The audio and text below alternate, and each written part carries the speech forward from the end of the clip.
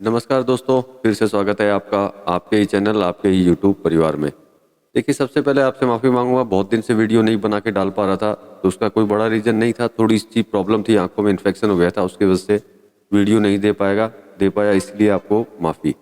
अब बात कर लेते हैं चर्चा बड़ी इलायची के ऊपर, क्योंकि बड़ी इलायची में कई दिनों से उतार चढ़ाव बड़े अच्छे चल रहे थे जो आपने देखे, और मैंने बहुत ही कम देखे। अभी आज ही मैंने सारी स्टडी की है और आज ही आपके लिए वीडियो लेकर के आया हूँ।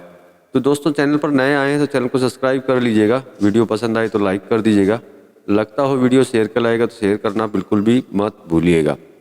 तो सबसे पहले बात करते हैं आवक की, क्योंकि आवक के बारे में भी कई चर्चाएं हो रही हैं। तो आवक का आपका जो मैंने थंबनेल में जो लिखा है, जो फोटो में लिखा है कि क्या अच्छा खासा खेल चल रहा है, तो खेल में इस बार आपको बताता हूँ। इस बार का खेल बिल्कुल ही डिफरेंट खेल है। अच्छी तरह वीडियो पूरा देखिएगा तभी आपको समझ में आएगी, पूरा कंप्लीट करके जाइएगा। इस बार किसानों ने आवक तो लेके आए हैं, पहले से फसल बहुत कम है, ये आपको भी पता है। सेकंड स्टेज की जो फसल आनी चालू हुई है वो भी 40% से ऊपर वो फसल नहीं है।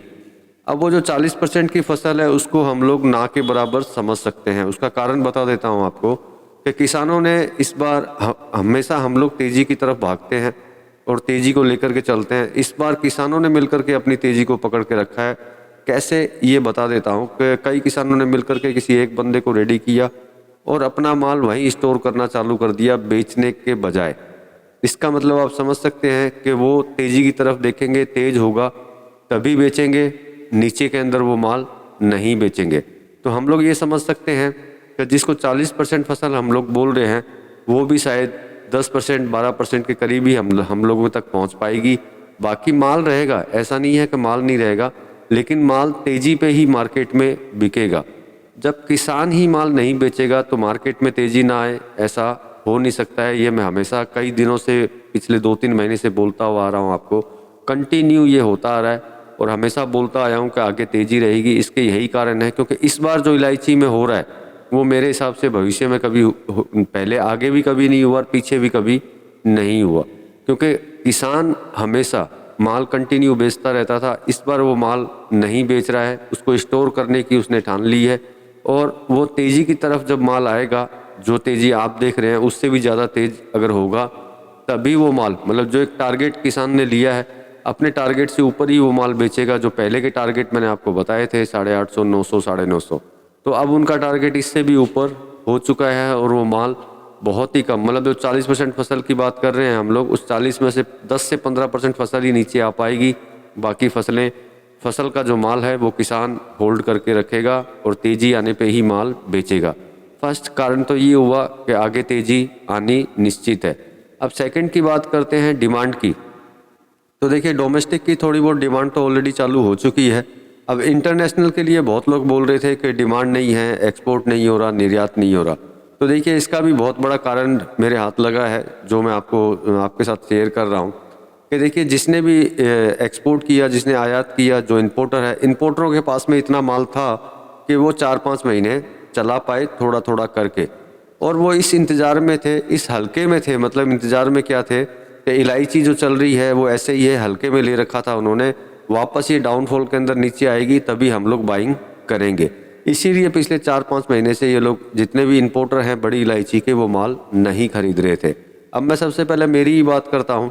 अब मेरे पास कई कॉल आए कि सर भाव आगे क्या रहेगा, प्रेजेंट टाइम में खरीदना चाहिए कि नहीं खरीदना चाहिए। तो इसका मतलब उनको खरीदना था, लेकिन वो इंतज़ार में थे और इलायची को हल्के में लेके चल रहे थे वो, कि इलायची हल्के में है, वापस 400-500 रुपये आएगी तभी माल खरीदेंगे।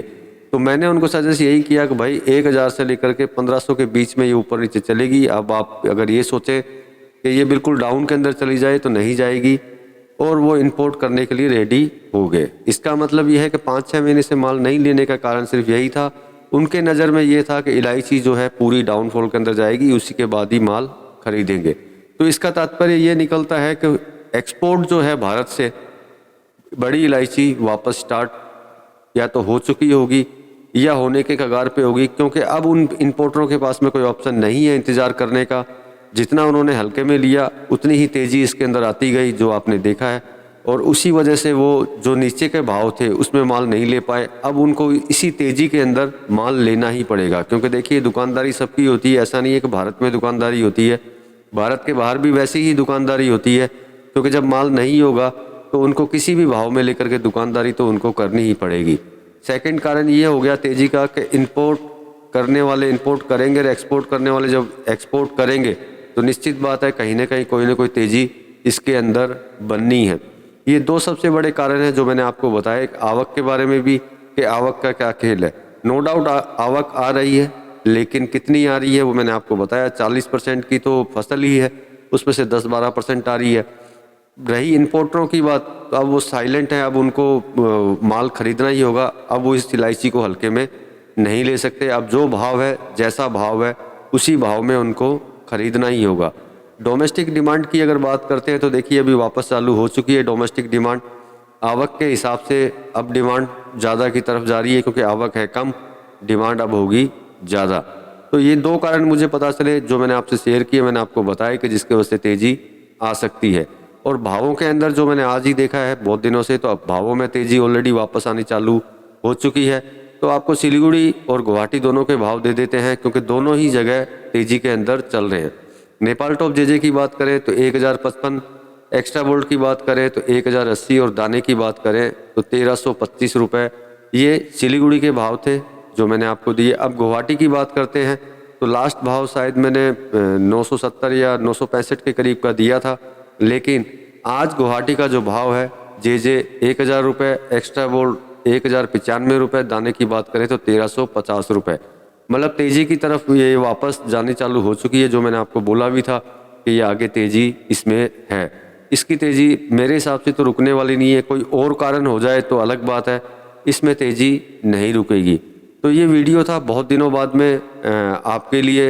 इस वीडियो में तो इतना ही दोस्तों, मिलेंगे अगले वीडियो में, तब तक के लिए धन्यवाद।